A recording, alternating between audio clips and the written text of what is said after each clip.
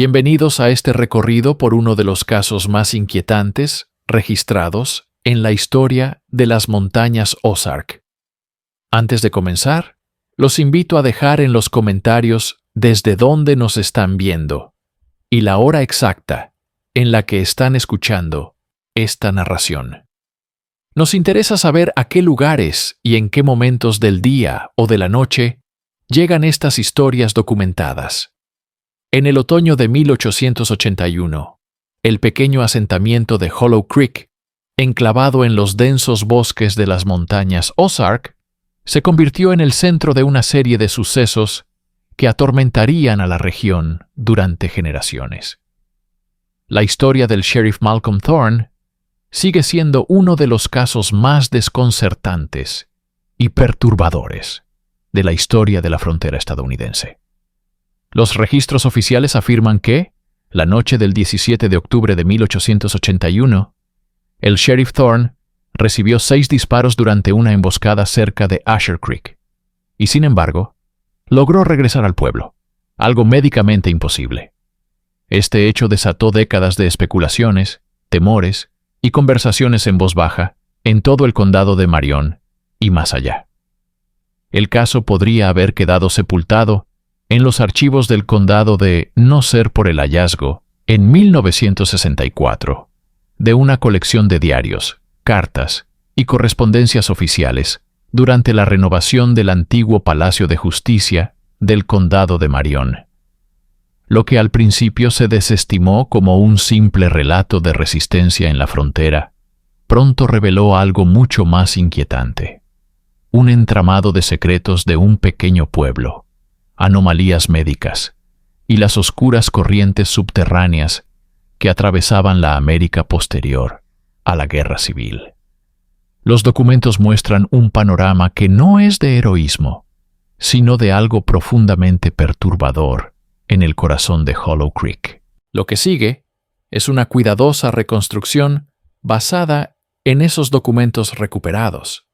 Recortes de periódicos como el Springfield Republican y el Baxter County Citizen, diarios personales, notas de médicos forenses y entrevistas realizadas a descendientes de los testigos originales por la historiadora Dra. Eleanor Kline en 1968.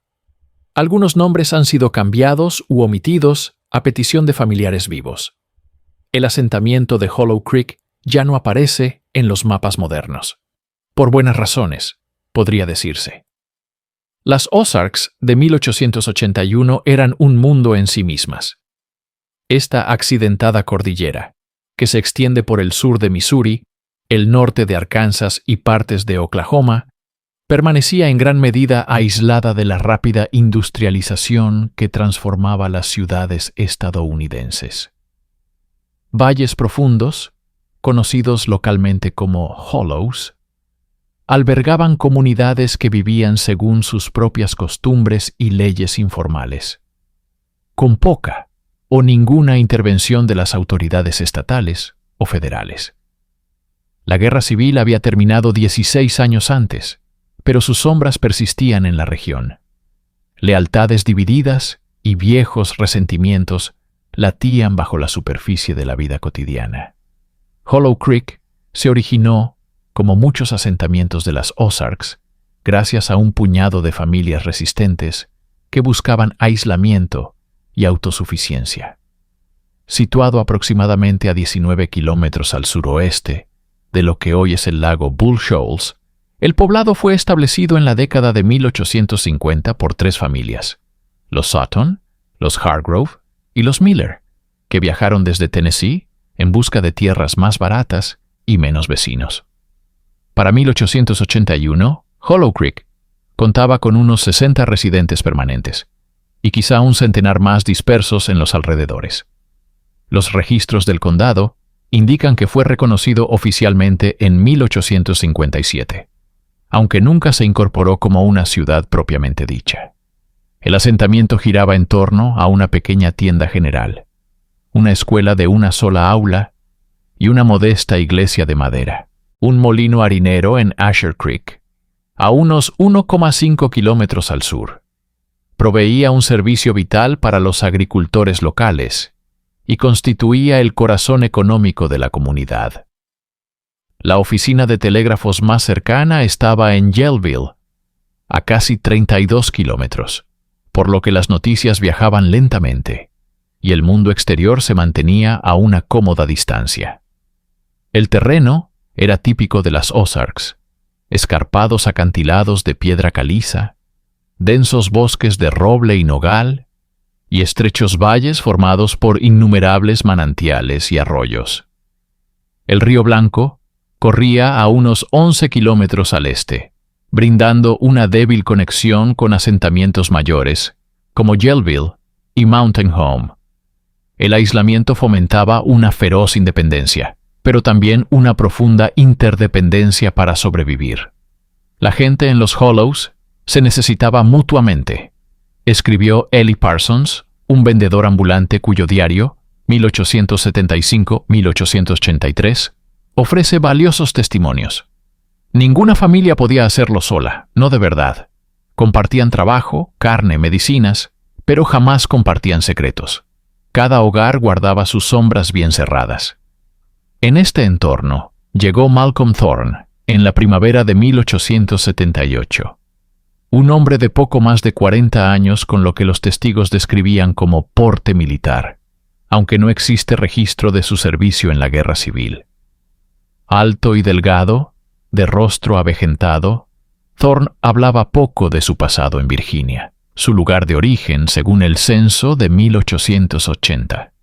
En solo 6 meses, obtuvo el nombramiento de sheriff, algo inusual para un forastero, explicado en los registros del condado como una respuesta a las crecientes tensiones entre varias familias influyentes de la zona. El sheriff Thorne no era un hombre dado a la conversación, escribió Abigail Merriweather en su diario doméstico, 1879-1882. Cumplía sus deberes con eficacia y frialdad, aunque nadie podía reprocharle su efectividad.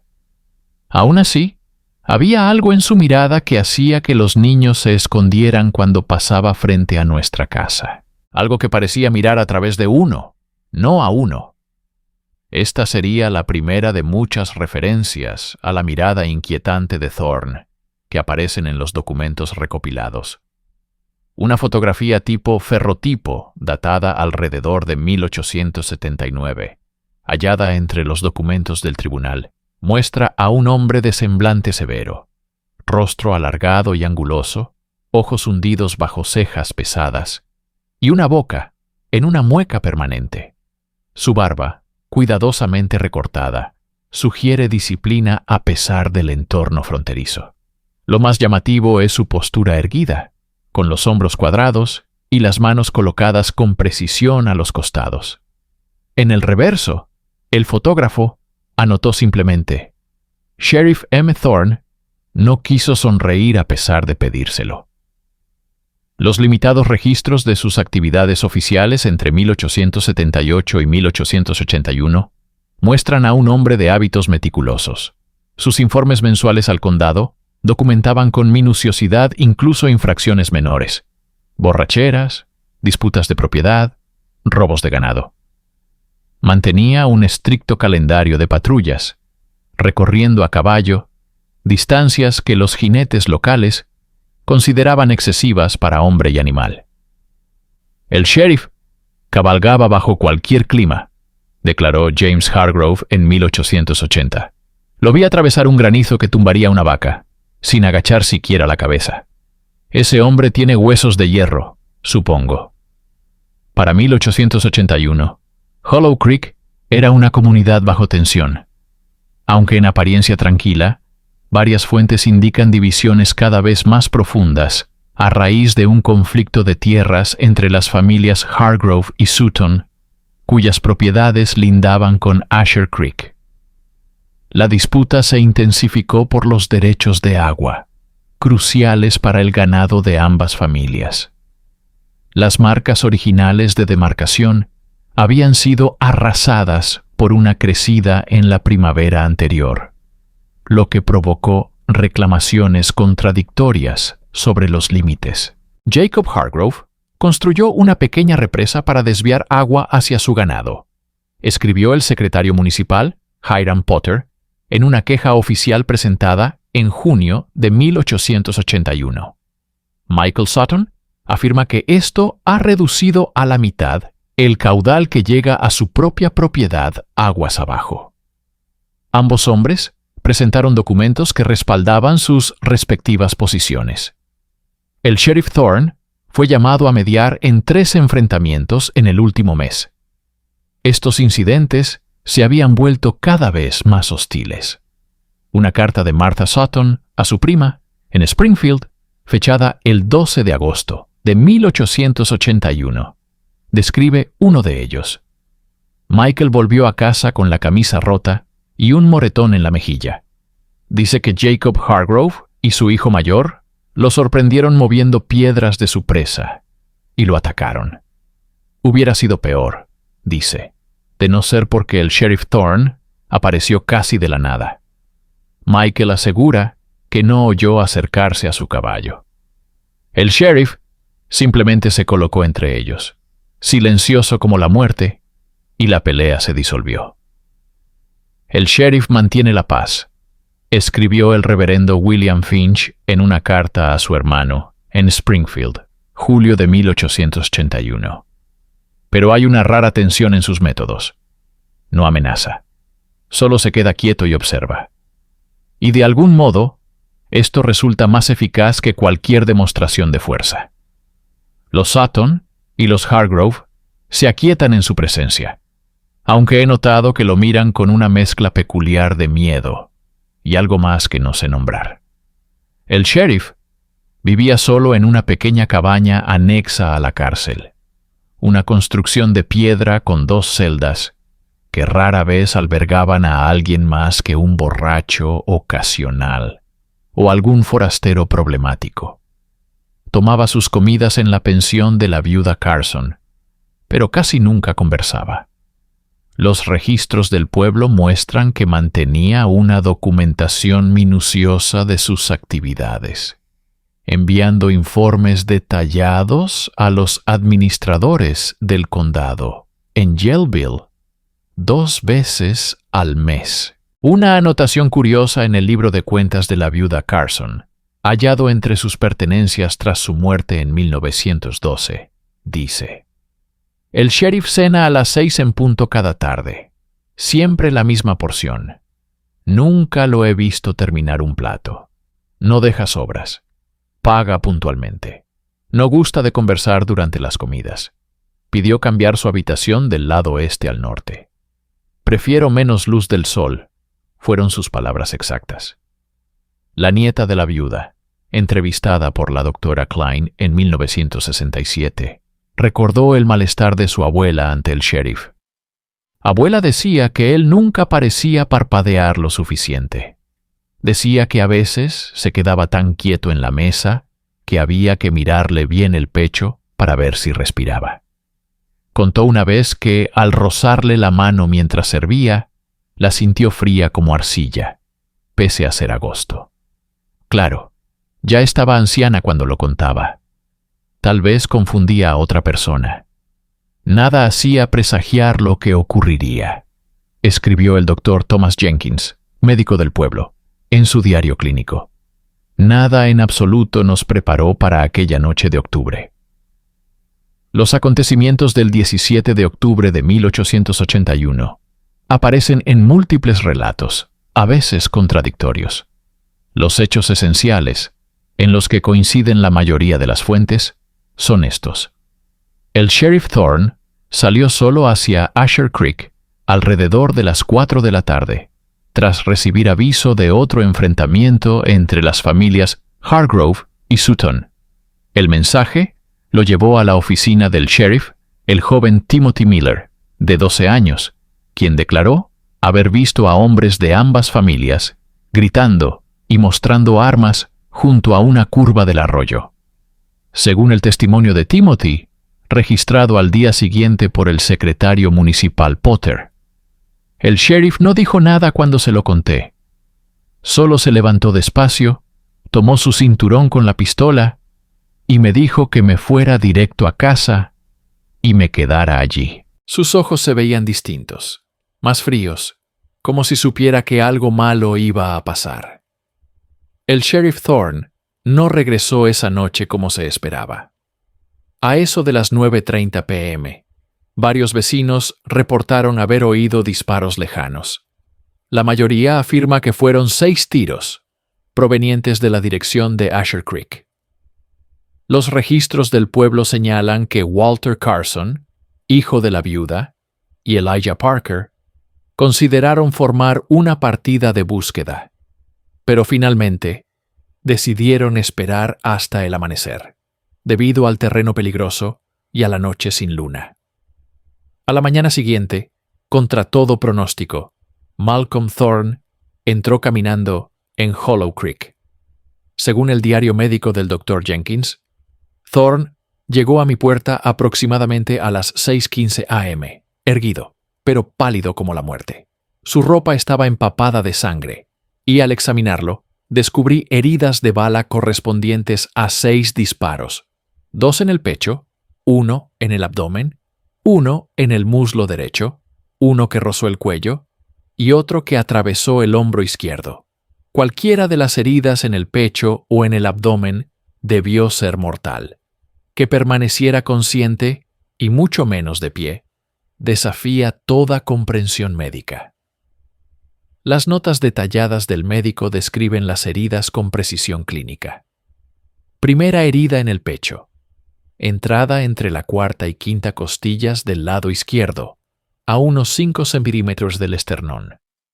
Orificio de salida en la espalda, lo que sugiere que la bala atravesó el pulmón e incluso pudo rozar la aurícula izquierda. Segunda herida en el pecho. Entrada debajo de la clavícula derecha. Sin salida. Sondeos indican que la bala quedó alojada cerca del omóplato. Herida abdominal.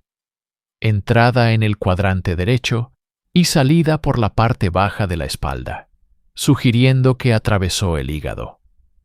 Según todo conocimiento médico, el paciente debería haber muerto, escribió Jenkins. El diario continúa describiendo el tratamiento de las heridas, anotando con creciente asombro la lucidez del sheriff durante todo el procedimiento. Rechazó el láudano, anotó Jenkins, y no emitió sonido alguno mientras le extraía 2 balas y limpiaba las heridas. Las demás habían atravesado el cuerpo.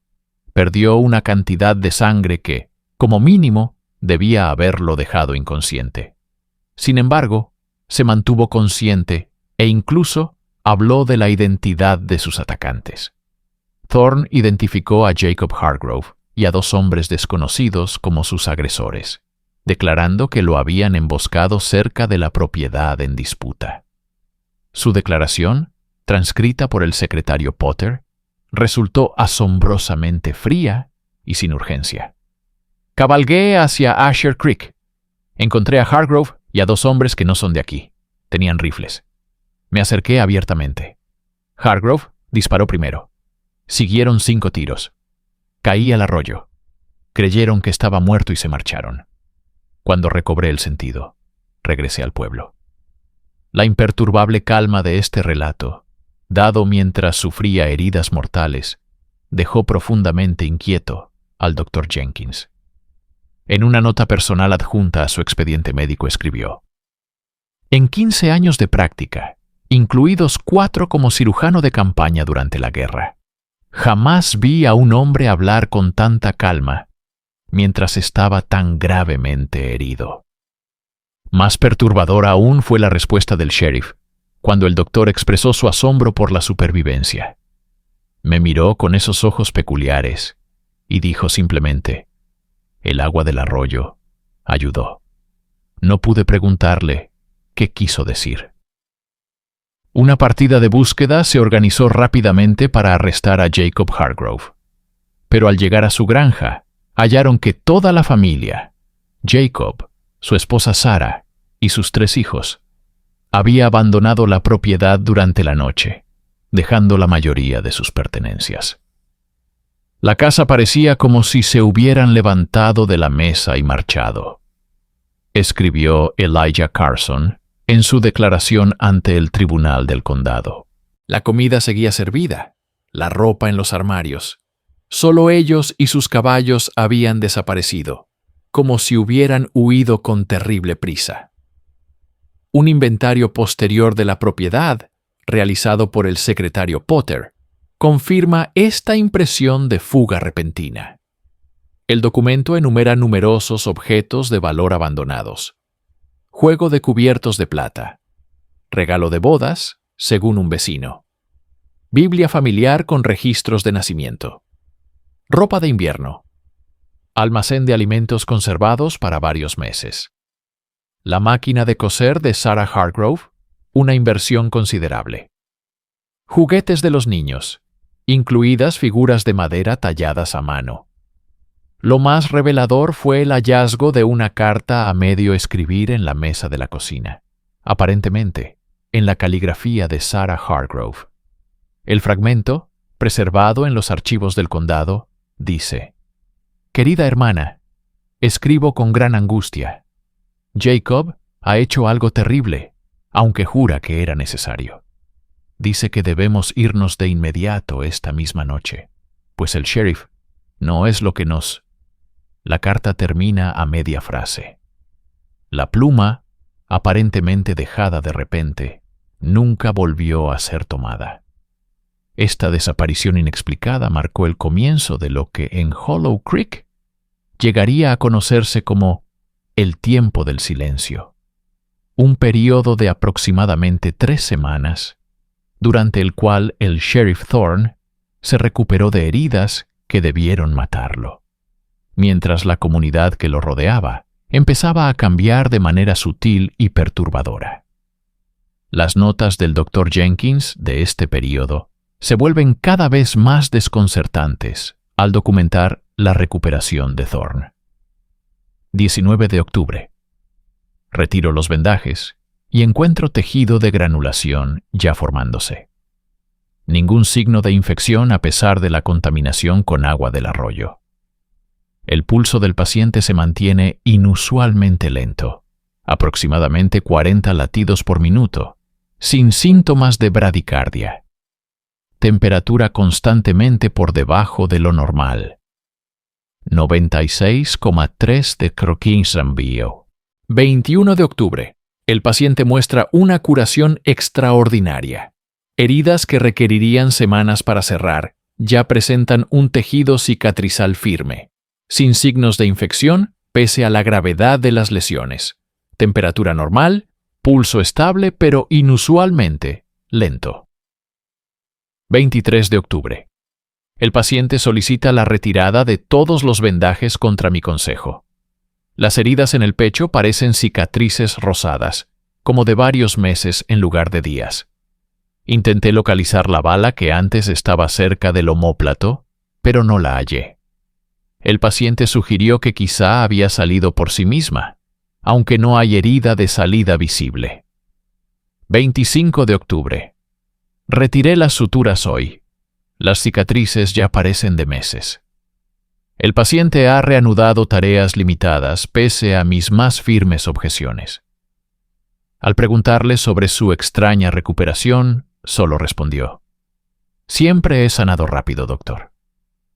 Me descubro evitando mirarlo a los ojos por mucho tiempo. Durante la convalecencia de Thorne, varios vecinos informaron comportamientos extraños en el ganado. El ganado se negaba a pastar en ciertos prados cercanos a Asher Creek. Los perros del pueblo ladraban sin descanso durante la noche, pero callaban en cuanto el sheriff pasaba. Estos detalles podrían parecer insignificantes, pero aparecen con tal consistencia en relatos independientes que no pueden descartarse como mera coincidencia. William Miller, cuyo campo estaba más próximo al lugar del tiroteo, anotó en su diario el 20 de octubre: «Las vacas no quieren acercarse al potrero del sur, el que linda con el arroyo donde hallaron sangre. Si las empujas, se detienen, los ojos en blanco, mostrando todo lo blanco alrededor. Ni con azotes se mueven. La producción de leche bajó a la mitad esta semana. Los animales saben algo que nosotros no. Más inquietantes fueron los cambios observados en el propio sheriff. Aunque siempre se lo describió como taciturno y algo frío, múltiples fuentes notan una nueva cualidad en su comportamiento después del tiroteo. Ahora se mueve distinto, escribió Josephine Miller en una carta a su hermana en noviembre de 1881. Antes era rígido como un soldado. Ahora se mueve demasiado suave, como agua bajando una colina. Y sus ojos, no puedo describir qué cambió en ellos, solo que algo cambió. El consejo del pueblo se reunía con él a puerta cerrada casi todas las noches, y nadie hablaba de lo tratado. Thomas Blackwood, el herrero cuyo taller tenía vista a la oficina del sheriff, llevaba un registro diario de su trabajo, que incidentalmente documentaba los movimientos de Thorne. Las anotaciones previas al 17 de octubre describían una rutina precisa. Sheriff sale de patrulla 8:00 am en punto, o Sheriff regresa 6 p.m. exacto, regular como un reloj. Después del 25 de octubre, cuando Thorne reanudó sus funciones, los registros muestran un cambio marcado. El sheriff pasó por el taller en algún momento de la mañana. No lo oí acercarse. Más tarde apareció en la granja Miller. No lo vi por el camino, aunque tendría que pasar por aquí para llegar. Para noviembre, las anotaciones revelan una creciente inquietud. El sheriff está de pie fuera de la cárcel al anochecer. Se volvió a mirarme mientras cerraba el taller. Sentí su mirada hasta llegar a casa. Particularmente notable es una entrada del 6 de noviembre. El sheriff visitó 3 casas esta noche después de oscurecer. La de los Carson, luego la de los Miller y después la de la viuda Parker. Permaneció unos 20 minutos en cada una. No llevaba farol. El mismo patrón que la semana pasada. Las 3 familias han estado enfermizas últimamente. A comienzos de noviembre, el sheriff Thorne había retomado plenamente sus funciones. Nunca se halló rastro de Jacob Hargrove ni de su familia, pese a las búsquedas en toda la región. La propiedad Hargrove fue absorbida discretamente por el consejo y luego redistribuida entre varias familias, incluidos los Sutton. El conflicto por los derechos de agua, que había originado la disputa, no volvió a mencionarse en público. Las actas del Consejo Municipal del 7 de noviembre de 1881 contienen una entrada enigmática. Asunto de la propiedad desocupada de Hargrove, resuelto. Propuesta del sheriff aceptada por unanimidad. Acuerdo de continuar según lo discutido. No se requiere más documentación por votación del Consejo. Esta referencia a un acuerdo aparece repetidamente en correspondencia privada de la época, pero nunca con suficiente contexto para determinar su naturaleza exacta.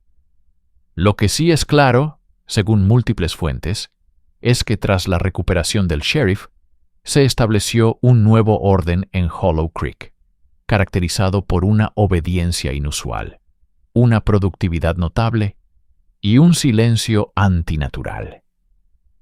«Todo el pueblo camina en silencio ahora», escribió el reverendo Finch en otra carta a su hermano, fechada el 12 de noviembre de 1881.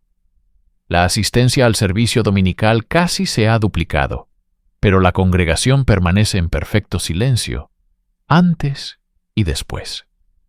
Nadie habla del milagro del sheriff, ni de la desaparición de los Hargrove.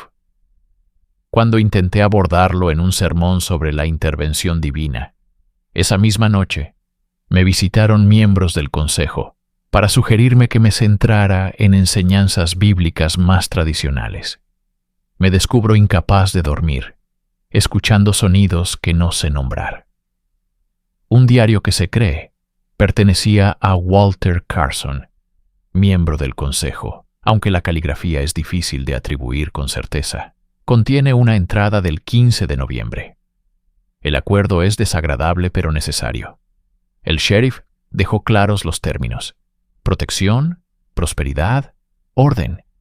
El costo no es insignificante, pero dividido entre muchos, resulta soportable. Algunos muestran signos de debilidad antes que otros. Ajustaremos la rotación en consecuencia. La correspondencia del reverendo Finch se vuelve cada vez más inquietante en las semanas siguientes, culminando en una carta final del 3 de diciembre de 1881. Abandono Hollow Creek. Ya no puedo servir a esta comunidad con buena conciencia. Algo fundamental ha cambiado aquí, hermano. El sheriff nos vigila a todos y la gente se vigila entre sí. Siento ojos sobre mí constantemente. Lo que ocurrió aquella noche en Asher Creek no fue un milagro, pero no me atrevo a escribir lo que sospecho. He aceptado un puesto en Springfield y te lo explicaré cuando nos veamos. El reverendo Finch nunca llegó a Springfield. La diligencia que lo transportaba fue hallada abandonada a unos 32 kilómetros al norte de Hollow Creek. El conductor y todos los pasajeros desaparecieron. Una investigación del mariscal del condado no encontró señales de robo ni de violencia. El caso se cerró sin resolver. Una nota en el informe oficial del sheriff Thorne simplemente afirma: la evidencia sugiere ataque de animales o exposición. Búsqueda terminada, debido a las condiciones invernales.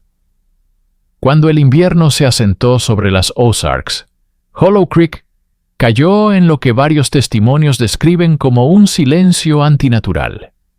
Las reuniones sociales habituales, construcción de graneros, círculos de costura, cenas comunitarias, continuaron, pero los observadores notaron en ellas una cualidad mecánica, como si los habitantes fingieran normalidad en vez de vivirla. Un vendedor ambulante, Horus Pinkerton, cuyo territorio incluía la zona de Hollow Creek, escribió en su informe de enero de 1882: los clientes antes confiables de este asentamiento han alterado notablemente su comportamiento.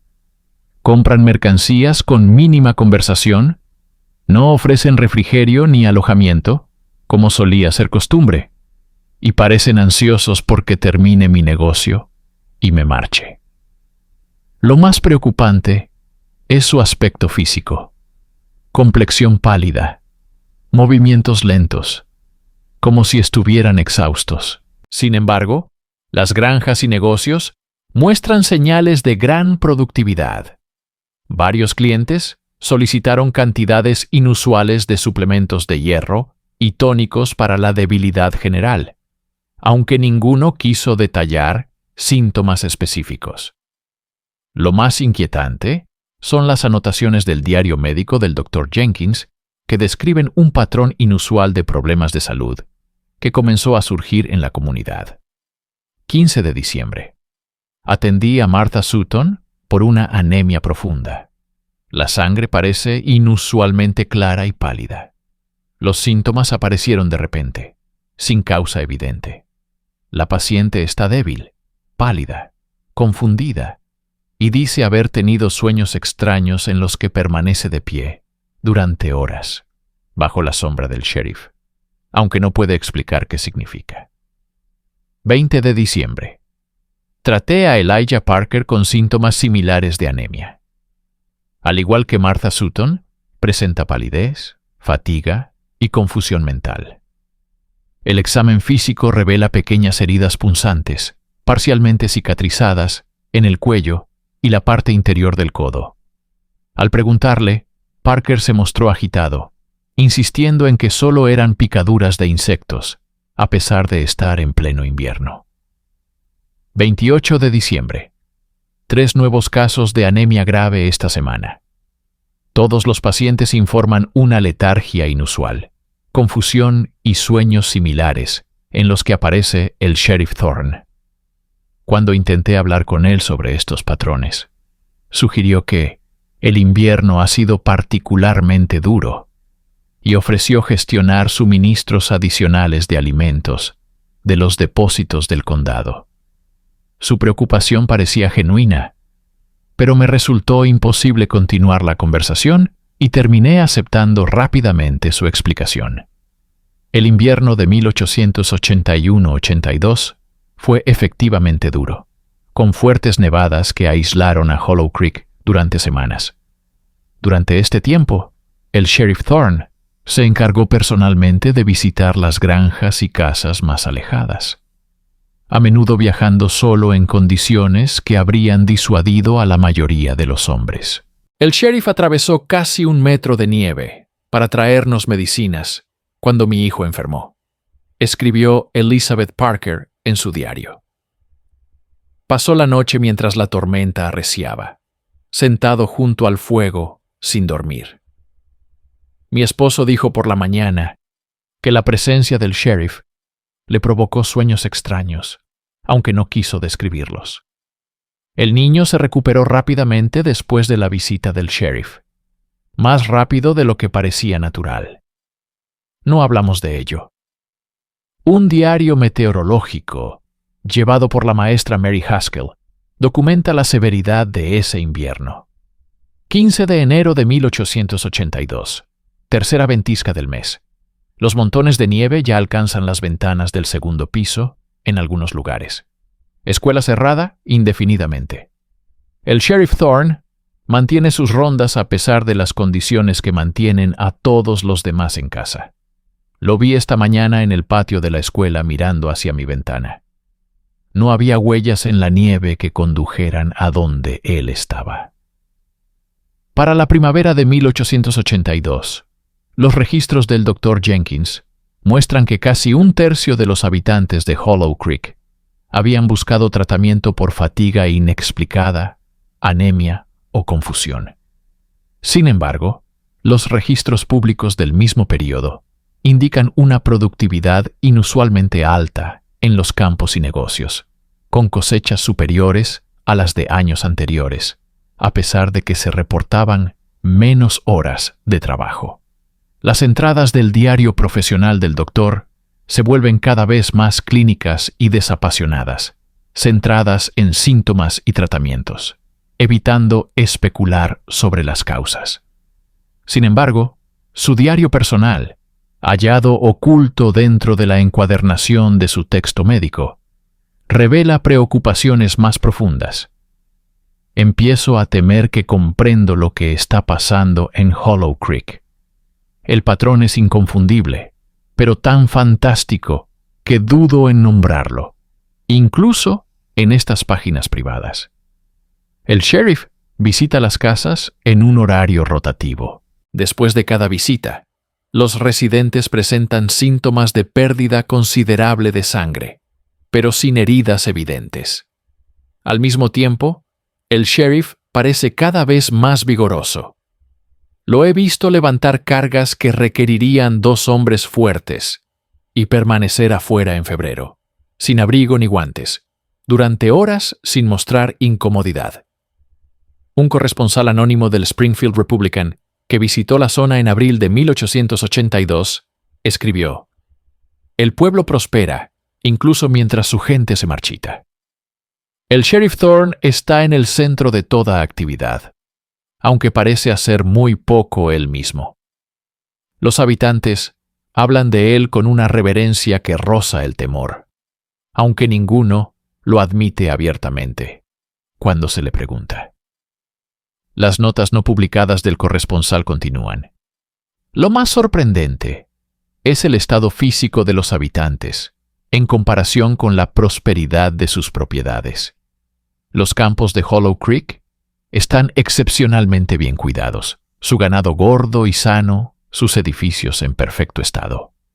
Sin embargo, la gente misma se mueve como sonámbula, delgados, pálidos, con una expresión vacía. Cuando se les pregunta por su evidente fatiga, todos responden casi con las mismas palabras. El invierno fue duro, pero el sheriff nos cuida. La repetición de esta frase en múltiples entrevistas no puede ser casual. El documento más revelador de este período proviene del diario personal de Michael Sutton, hallado oculto en la pared de la antigua propiedad de los Sutton durante unas reformas en 1952. Sutton, figura clave en la disputa original por los derechos de agua con los Hargrove, escribió el 3 de mayo de 1882. Sé lo que ocurrió aquella noche en Asher Creek. Lo sé porque Jacob me lo dijo antes de huir con su familia. El sheriff no está bien. No lo ha estado desde que llegó aquí. Los disparos debieron acabar con él, pero solo lo empeoraron. 6 disparos.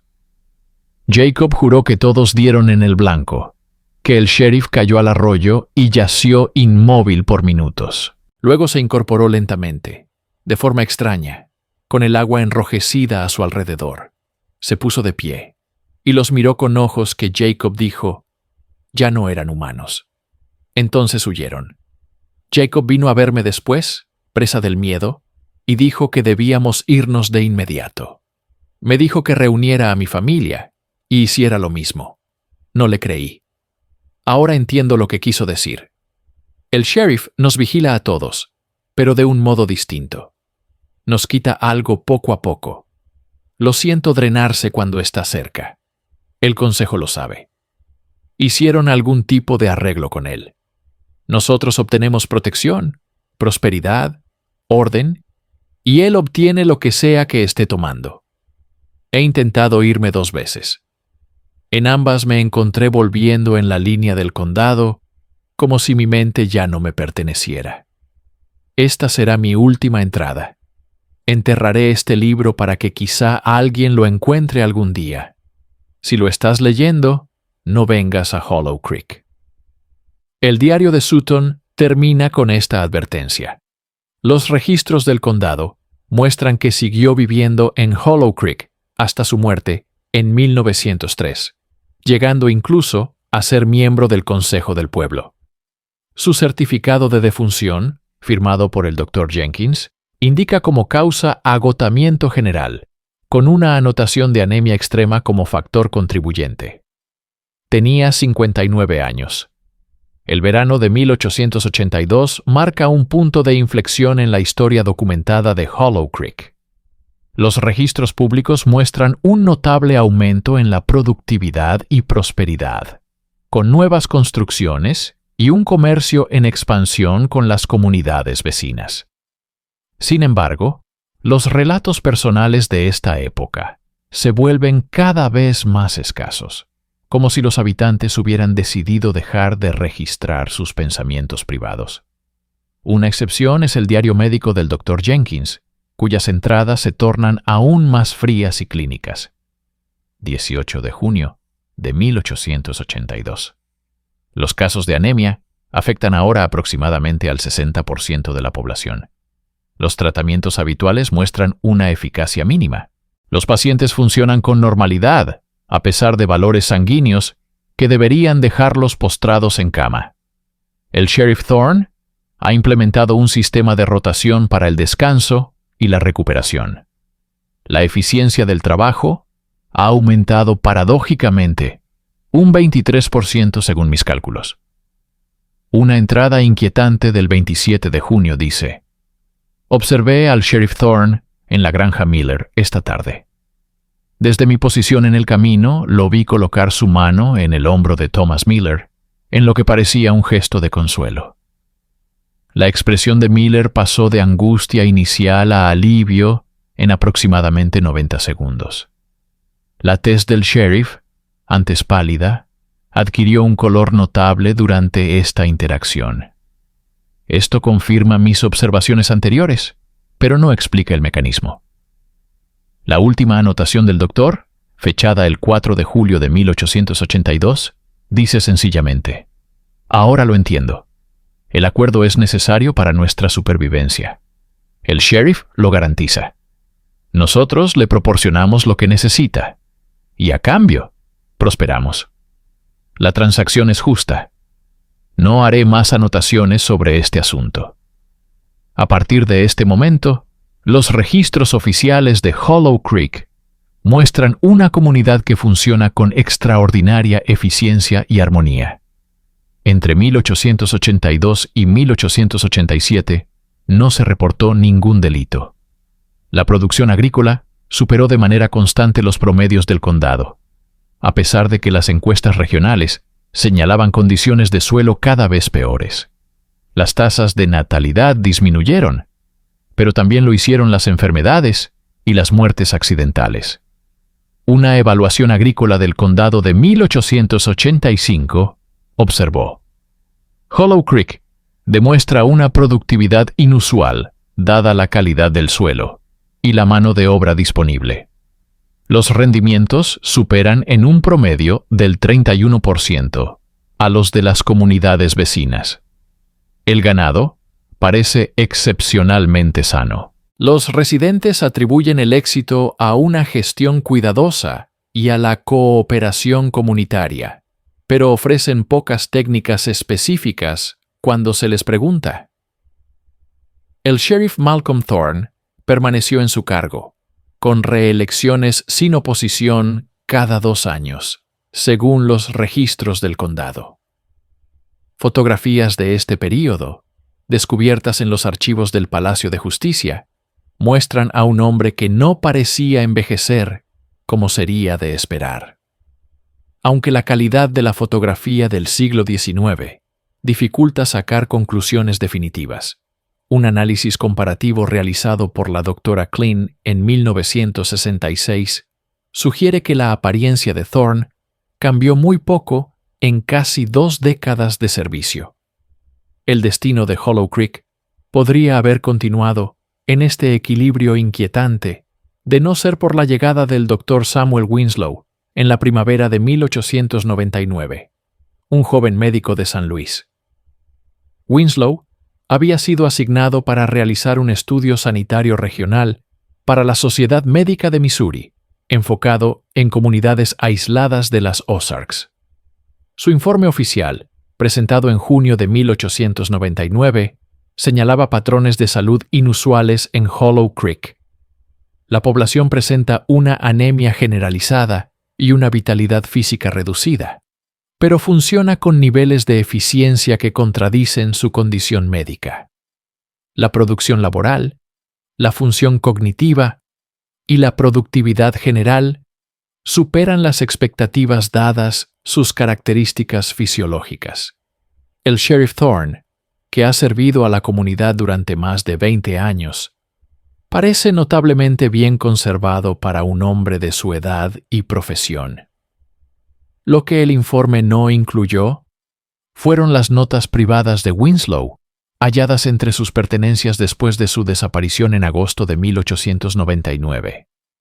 Estos apuntes revelan a un hombre cada vez más perturbado por lo que observaba. 12 de junio. Algo está fundamentalmente mal en Hollow Creek. Los habitantes se mueven como si siguieran una coreografía, cada uno cumpliendo su función con precisión pero poca animación genuina. Responden a las preguntas de manera directa pero no ofrecen información voluntaria. Lo más inquietante es su deferencia colectiva hacia el sheriff Thorne, cuya presencia parece a la vez energizarlos y someterlos. 14 de junio. Me reuní con el Dr. Jenkins hoy. Ha sido el médico del pueblo por más de 30 años, pero muestra poco interés en los patrones médicos inusuales que he observado. Cuando le pregunté directamente sobre la alta incidencia de anemia, recitó estadísticas sobre la mejora de la salud general y la reducción de la mortalidad, sin abordar mis preocupaciones específicas. Su actitud fue cooperativa pero vacía, como si recitara respuestas memorizadas. Noté que evitó mencionar al sheriff Thorne hasta que yo saqué el tema, momento en el que se volvió excesivamente elogioso de su servicio a la comunidad. 15 de junio. Descubrí marcas extrañas en muchos residentes durante los exámenes. Pequeñas punciones casi cicatrizadas en el cuello, el interior de los codos y detrás de las rodillas. Al preguntarles, todos dan la misma explicación. deben de ser picaduras de insectos. Ninguno muestra preocupación ni incomodidad cuando se les examina esas áreas. 17 de junio. Visité el lugar de Asher Creek, donde supuestamente el sheriff fue baleado en 1881. El sitio no tiene marcas, pero es conocido por los lugareños. El arroyo en sí no tiene nada notable, salvo una inusual ausencia de vida silvestre, ni aves ni peces, a pesar de sus aguas claras. El guía local se mostró nervioso cuando intenté tomar muestras de agua e insistió en irnos antes del atardecer, sin dar más explicaciones. 20 de junio. Esta noche presencié algo que no puedo explicar racionalmente. Seguí al sheriff Thorne después del anochecer, mientras hacía su ronda. Entró en la casa de los Miller sin llamar. Por la ventana, observé a toda la familia sentada en la sala principal, inmóvil, con expresiones vacías. El sheriff se acercó a cada uno por turno. Puso su mano en su hombro en lo que parecía un gesto de consuelo. El rostro de cada persona mostraba primero angustia momentánea y luego alivio. La tez del sheriff pareció iluminarse con cada interacción, mientras los miembros de la familia se volvían más pálidos. El proceso duró aproximadamente 20 minutos, tras lo cual todos reanudaron su actividad normal, como si nada inusual hubiera ocurrido. 23 de junio. Observaciones similares en otras 3 casas. El patrón es consistente. Las visitas semanales del sheriff parecen ser aceptadas como algo rutinario. Después de estas interacciones, los residentes muestran mayor energía y productividad durante 1 o 2 días, seguidos de una declinación gradual hasta la siguiente visita. El sheriff, mientras tanto, parece cada vez más vital tras cada recorrido por el pueblo. 29 de junio. Intenté entrevistar a una residente anciana, Martha Sutton, que parece menos afectada por la extraña dinámica de la comunidad. Al principio parecía dispuesta a hablar con franqueza, pero guardó silencio cuando el sheriff pasó frente a su casa durante nuestra conversación. Tras su partida, su actitud cambió por completo, de colaboradora a reservada. Antes de callar, había empezado a decir: todo comenzó cuando regresó del arroyo. Después del tiroteo, él ya no era el mismo. No era humano de la misma. En ese momento, el sheriff apareció, aunque no oí su aproximación. 2 de julio. Intenté interrogar al concejal Sutton sobre la relación inusual de la comunidad con el sheriff Thorne. Respondió con facilidad ensayada: el sheriff cuida de nosotros y nosotros cuidamos de él. Así ha sido desde el 81. Cuando lo presioné, su expresión cambió sutilmente, quedando momentáneamente vacía antes de disculparse. Lo encontré más tarde sin recuerdo alguno de nuestra conversación. 8 de julio. He comenzado a recopilar muestras biológicas de participantes voluntarios, alegando protocolos rutinarios de encuesta sanitaria. Los análisis de sangre confirman anemia grave en aproximadamente el 70% de los sujetos examinados. Más preocupantes son las propiedades inusuales de la sangre: tasas anormales de coagulación, estructuras celulares atípicas y trazas de compuestos que no puedo identificar con el equipo disponible. He preparado muestras para enviarlas a colegas en San Luis, pero dudo debido al temor de una posible interceptación. 15 de julio. El sheriff sabe que lo observo. Hoy se me acercó directamente y sugirió que lo acompañara en su ronda nocturna para comprender mejor las prácticas sanitarias de la comunidad. Sus ojos. No puedo describir la sensación de mirarlos. Me encontré aceptando, a pesar de mis reservas. Me prepararé en consecuencia. La última entrada del Dr. Winslow, fechada el 16 de julio de 1899, dice: he asegurado muestras de mi sangre y tejido, junto con notas detalladas, en este contenedor sellado, que he dispuesto para que sea entregado a mi colega en Springfield, si no regreso de la ronda de esta noche con el sheriff. Mi hipótesis es demasiado fantástica para dejarla por escrito sin más pruebas, que espero reunir esta noche. Si algo me sucede, la verdad sobre Hollow Creek debe ser... La entrada termina abruptamente. El Dr. Winslow fue reportado desaparecido 3 días después, al no presentarse a una cita programada en Yellville. Un grupo de búsqueda encontró sus pertenencias todavía en su habitación de la pensión de Hollow Creek, pero ningún rastro de él. El sheriff Thorne dirigió la investigación oficial, que concluyó que Winslow probablemente sufrió un accidente mientras exploraba el terreno escarpado alrededor del asentamiento. Su cuerpo nunca fue hallado. Una investigación posterior de la Sociedad Médica de Missouri fue notablemente breve. Su representante, el Dr. Howard Collins, pasó solo 2 días en Hollow Creek antes de presentar un informe que descartó las preocupaciones sobre la desaparición de Winslow como un hecho desafortunado, pero no sospechoso, y elogió las notables prácticas de salud y cohesión comunitaria. El Dr. Collins se convirtió más tarde en un defensor entusiasta de las tradiciones médicas autosuficientes de la región, y en 1901 se mudó a una comunidad cercana. Lo más significativo entre los documentos descubiertos es un contenedor sellado, que coincide con la descripción de la última entrada del diario de Winslow. Este contenedor, hallado durante la renovación del Palacio de Justicia en 1964, contenía muestras de sangre y tejido preservadas, junto con un análisis médico detallado, que de algún modo llegó a la Oficina de Registros del Condado, a pesar de la desaparición del doctor.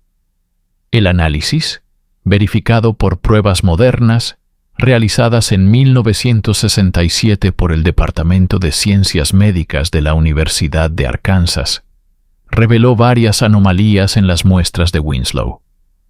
Lo más notable fue que contenían trazas de un compuesto no identificado, con similitudes tanto con coagulantes naturales como con estimulantes, pero con una estructura molecular que desafiaba toda clasificación biológica conocida. Aún más inquietante fue el análisis de lo que Winslow etiquetó como tejido del sujeto T, presumiblemente una muestra obtenida de Sheriff Thorne. Este tejido mostró características celulares que, según el examen de 1967, presentaban propiedades regenerativas sin precedentes y una actividad mitocondrial altamente inusual. El informe sugirió con cautela que tal estructura celular podría, en teoría, permitir una curación acelerada y una capacidad anormal para procesar y utilizar material biológico de otros organismos. Las páginas finales del análisis de Winslow contenían lo que él denominó un modelo teórico de cómo un cuerpo humano podría sobrevivir a un trauma catastrófico mediante una alteración fundamental de sus procesos biológicos. Un cambio que requeriría suplementación constante de otros seres vivos para mantenerse. En esencia, escribió la doctora Eleanor Klenn en su análisis de 1968 de los documentos de Hollow Creek.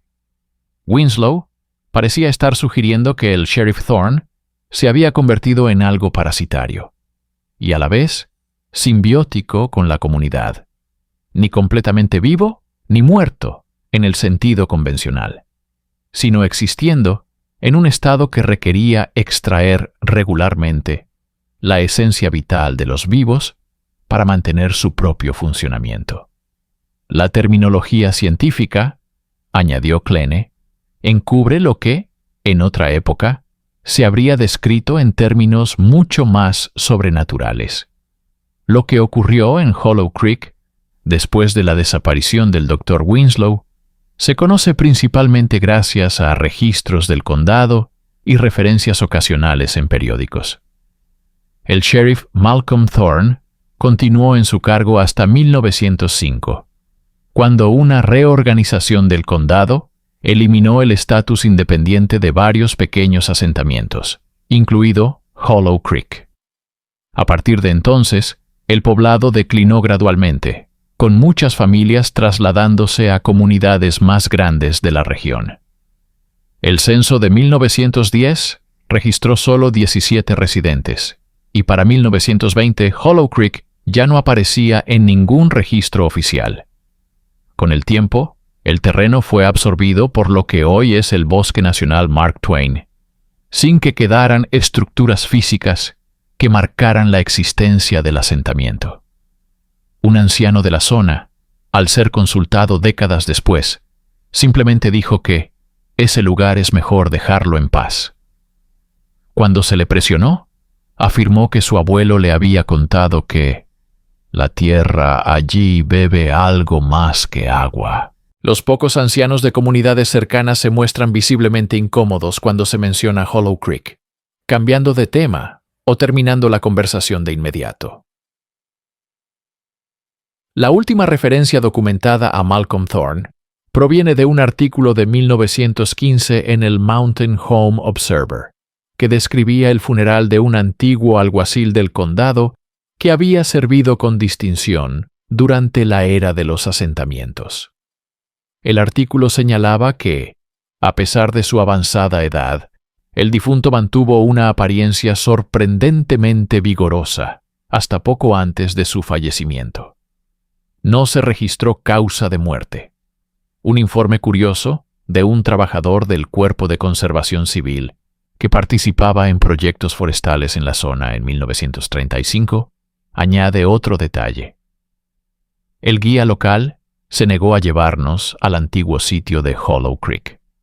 Sin embargo, una nota manuscrita encontrada adjunta a este recorte en los archivos del condado, aparentemente agregada por un archivista desconocido, dice: simplemente no está muerto. Se mudó. Lo vieron en Donovan la primavera pasada. Los mismos ojos. Aún más inquietante es una serie de informes de condados vecinos entre 1917 y 1958 que documentan la aparición de un agente de la ley coincidente con la descripción de Thorne en pequeñas comunidades aisladas de las Ozarks. En cada caso, la llegada de este individuo coincidió con un período de productividad y prosperidad inusuales, seguido por problemas de salud similares a los documentados en Hollow Creek. En cada ocasión, el oficial en cuestión eventualmente se marchó, por lo general después de algún tipo de investigación oficial o de que surgiera interés externo en la comunidad.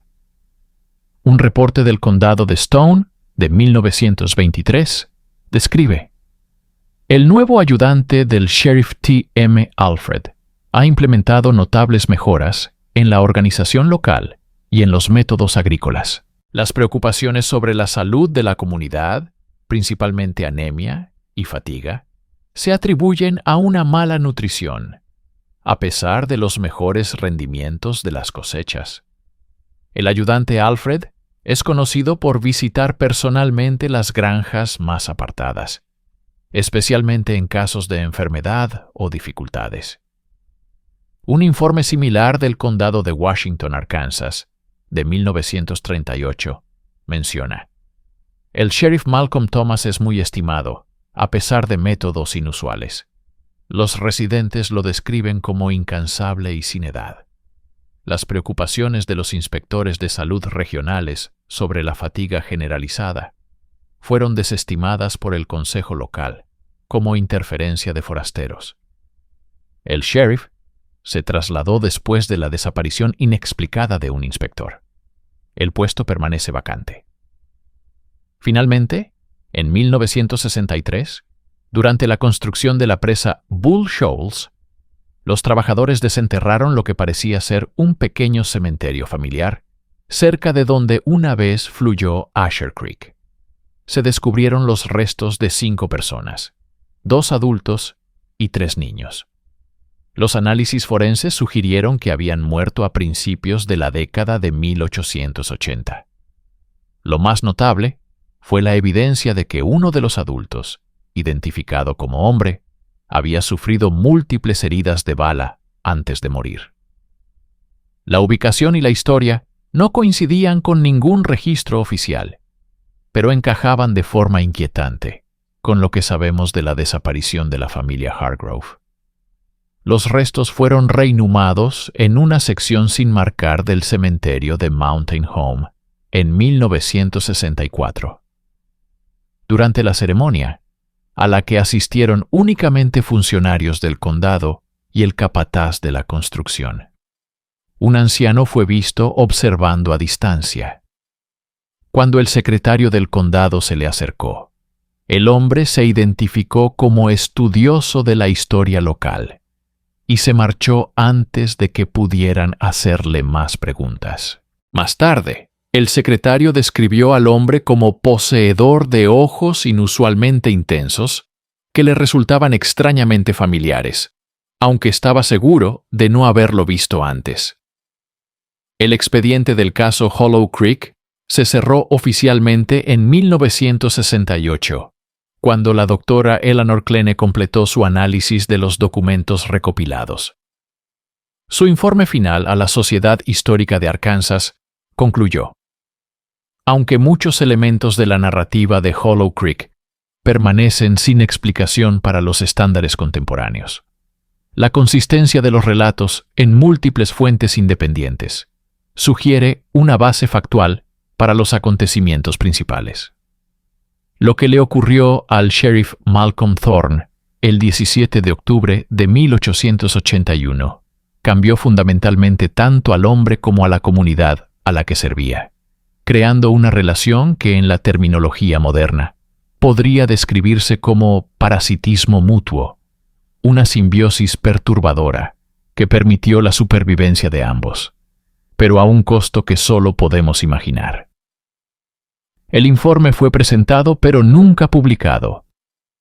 La doctora Klene aceptó poco después un puesto en una universidad de California y no volvió a investigar anomalías históricas de las Ozarks.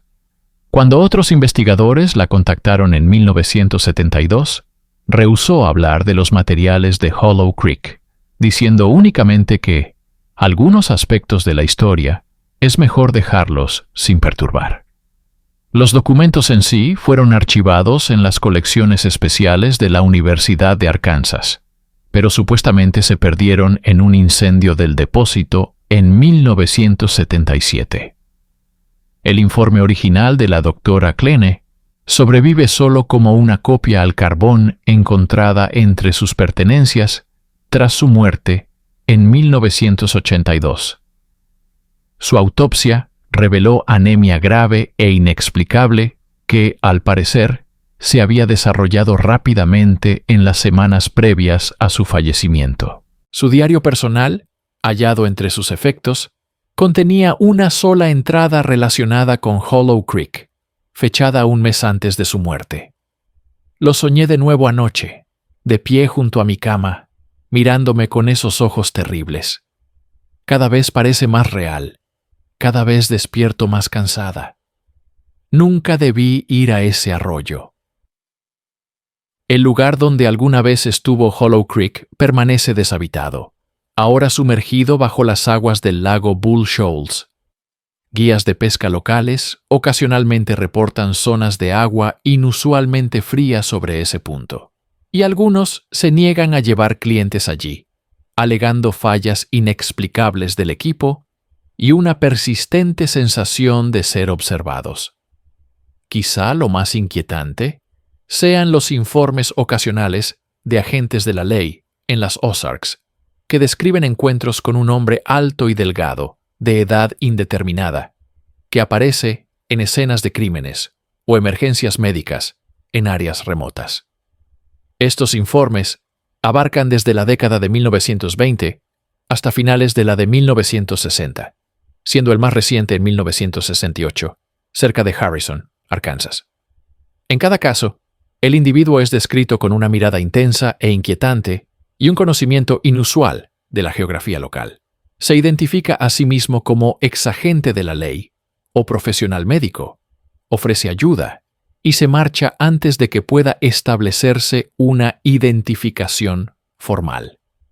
Coincidentemente o no, varias de estas apariciones fueron seguidas por informes de fenómenos médicos inexplicables en las comunidades cercanas, recuperaciones inusuales de heridas graves, aumentos de productividad a pesar de una fatiga generalizada y, en algunos casos, brotes de anemia sin causa clara. La verdad sobre el sheriff Malcolm Thorne y lo que ocurrió en Asher Creek aquella noche de octubre de 1881 sigue oscurecida por el tiempo, los registros perdidos y la natural renuencia de los implicados a documentar experiencias que desafiaban la explicación racional. Lo que parece claro a partir de las pruebas que sobreviven es que, a veces, la propia supervivencia puede convertirse en una forma de horror, una que transforma tanto al sobreviviente como a quienes lo rodean, dejando ecos que resuenan a través de las generaciones. Quedan preguntas inquietantes. ¿Cómo pudo un hombre sobrevivir 6 disparos que debieron ser fatales? ¿Qué transformación pudo haber ocurrido en las oscuras aguas de Asher Creek? ¿Podría algo fundamental de la naturaleza humana alterarse por el trauma y la necesidad? Quizás sea mejor no saberlo con certeza. Las aguas del lago Bull Shoals ahora cubren los restos de Hollow Creek. Los pescadores que se dejan llevar por su superficie hablan de una quietud inusual, de peces que se niegan a morder el anzuelo, y en ocasiones de un reflejo en el agua que no coincide con el bote que flota arriba. Una figura alta, de pie, como si mirara desde abajo. Y en los pequeños pueblos de las Ozarks persiste un susurro de advertencia transmitido de generación en generación.